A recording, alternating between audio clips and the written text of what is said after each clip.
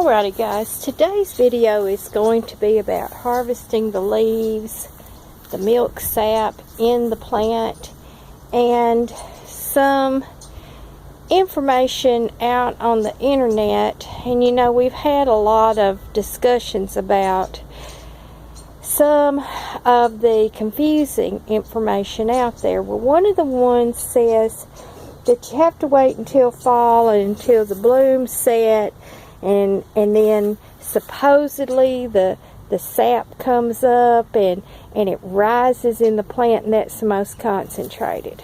Well, I'm going to show you the practical application of that on these little small plants right here. And you can see in proportion to my hand, you know, we've had the discussion, my hand is 7 inches long. You should always know how long your hand is. If I go right down here, and at that very bottom, you see that? Can y'all see that sap coming out right there, down at the very bottom? Okay, it's coming out of the stem as well. If I tear this leaf, and y'all see me quite often tearing little pieces off to show you, you can see that milk sap right there. In the smallest of plants, there is milk sap. Let me get in here. Do you see that? I'm using a different camera, so hang on, I'm going to do a little camera adjusting. Okay,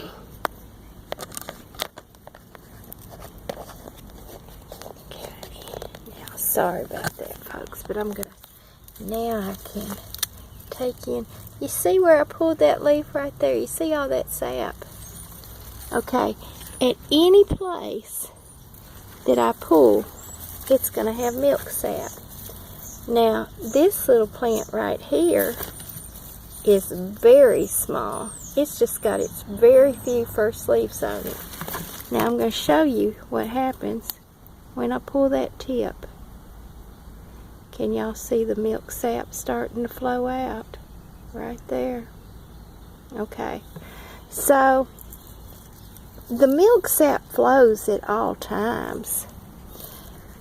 When I move any of these plants, the roots, even if the roots are broken, milk sap flows out of those.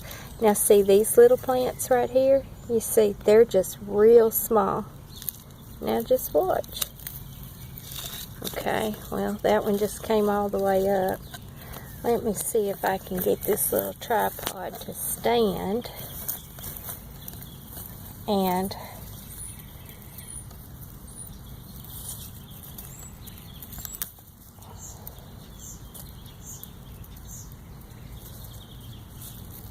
it's not focusing very good. Okay. Can you see that little bit of milk sap right there in this tiny, tiny, tiny little plant? Now, all of these plants are like this. They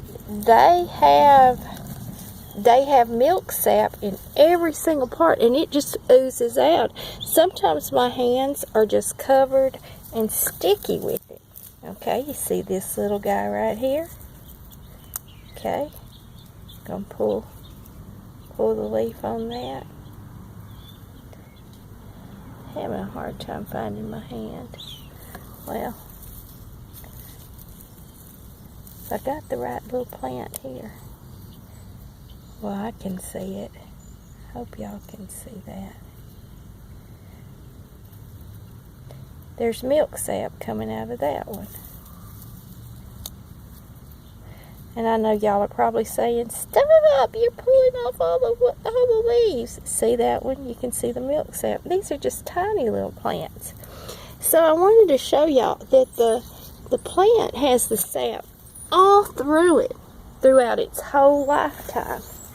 No matter how tall this plant right here gets, I'll be able to come out and pull leaves at the bottom, which I'm going to come out later on when the sun goes down, and pull off quite a few of the lower limbs. This is where I'm getting to the point now. I've got enough plants that I can harvest, and I'm harvesting regularly every day. No matter what the size of my plants, I start pulling on the bottom. Now, as we walk around to the back, I want to tell you some things. Okay, so I'm not a microbiologist. I don't have a scientific lab. I can't analyze my sap to see what the concentration of the various chemicals are. Trust me, if I had enough money, I would be doing it, because I love stuff like that. I would absolutely be making slides and analysis of the plant and its concentrates.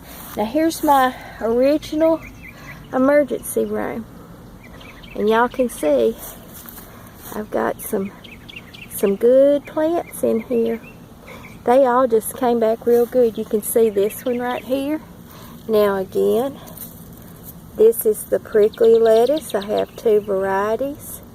Prickles on the stalk and prickles on the back side of the leaf. And these are not like fine hairs. These are actual prickles. Okay. Now we're going to come across the yard. But I know from eating even these very small ones that my pain relief, as long as I have a minimum of like this much right here, about, I want to say about, somebody lost a soccer ball, guys. I know who that belongs to, my little neighbor kids. But they probably are like, that mean old lady, I'm not going over there. She's always out in the yard eating grass. She's weird. They probably think I'm a nut. Okay, here's my culinary sage blooming. Isn't that beautiful? That's beautiful. Sorry, y'all know how I get distracted. But about the, and here's my second one. Now, it looks like I may have lost 1 or 2 of the plants, but for the most part, they are all still living. They're just struggling. But if I could, observe these plants on a microscopic level and analyze the sap to see which concentrations are the best and at what point in the plant they are the best, I would do that. But I can't. So all I can tell you is my experience, and I have been willing to be the guinea pig of eating just the least little bit. Within 30 minutes, I've got pain relief. Now, exciting part right here on those very, very, very large varosas that were wilted, and I cut the tops. See the sprouts? Now this is something that if some of my newer viewers wanted to go back and view my videos from last summer on the varosa, they will see, y'all will learn, that when I pulled the leaves, I got new little sprouts. And that is why I prefer the varosa to the cereola. Now the cereola will do it, but its little sprouts and leaves just did not yield very much at all. But on the varosa, I will have some good sized sprout limbs come out, bushy limbs, that will provide me even more leaves. So those are coming out. And even at the top, look at this. At the top where I just cut it off, there's a little sprout coming out right there.